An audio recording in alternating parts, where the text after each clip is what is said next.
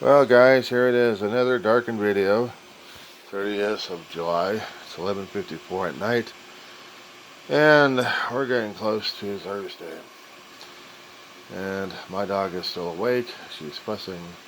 What else is new? Okay, so I came across a posting on Facebook. Kind of took me back a ways.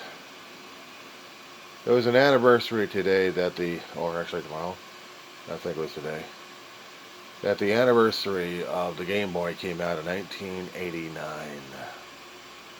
Uh, if anybody was an old gamer, I mean truly an old gamer who grew up not just with the pinballs, but with the flash and dance and the sounds and the music and the joystick action and your sore wrists and thumbs and fingers and stuff.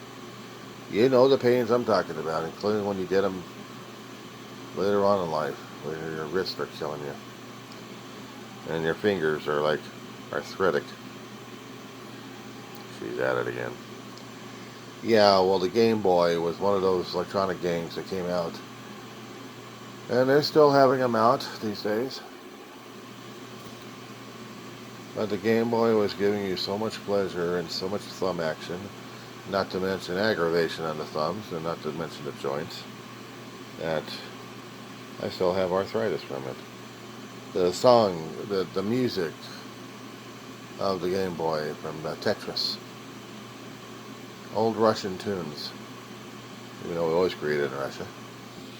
And there is music online for that, piano scores, but I was so damn used to the electronic scores, I didn't care about the piano as much.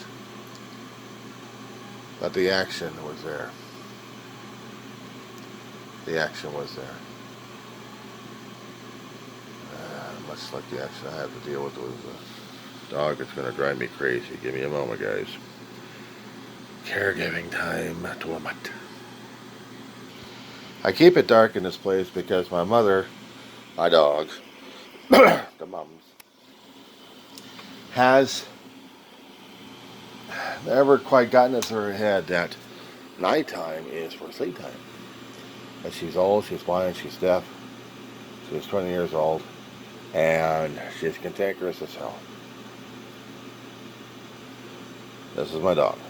We're talking about video games. Oh yes. If one mama's dog was not enough to drive a person crazy, try having a human mother drive you crazy concerning about video games.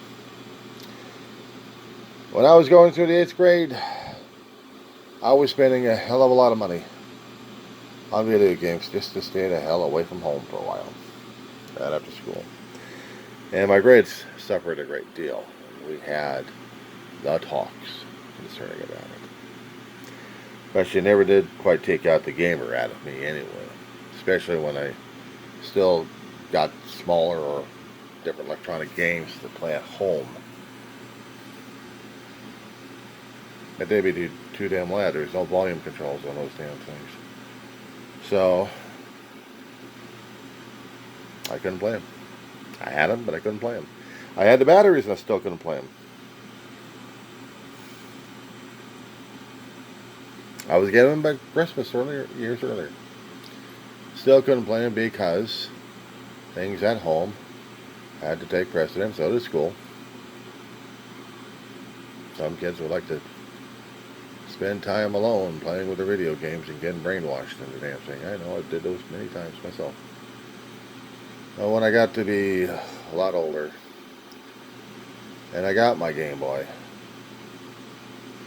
I had to put that damn thing down several times myself without anybody telling me because my thumbs were getting sore. But also, the monotonous repetition,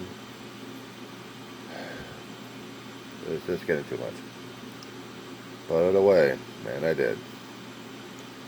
I got to the point when they started gathering dust, and I didn't have the interest in those games, unfortunately. And financial times hit. They go. Do I miss them? Yeah. I miss electronic games I had. Small handhelds, a tall one that was called Microvision. Tall, looked like a damn remote control, big one.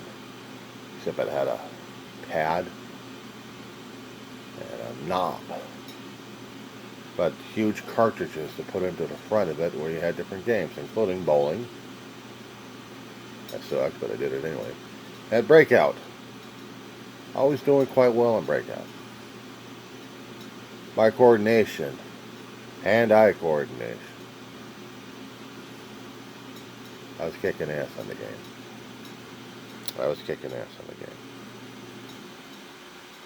But I can tell you one thing, those things ate up a lot of 9 volts back then. They sucked power right out of them just to get a few minutes or maybe an hour or two of play. Cheap batteries, but power-hungry games. I'm reminded of how much of a gamer I still am. They call it an addiction or a vice. Yeah, probably. But it doesn't mean I'm going out to different places for those games. Not these days.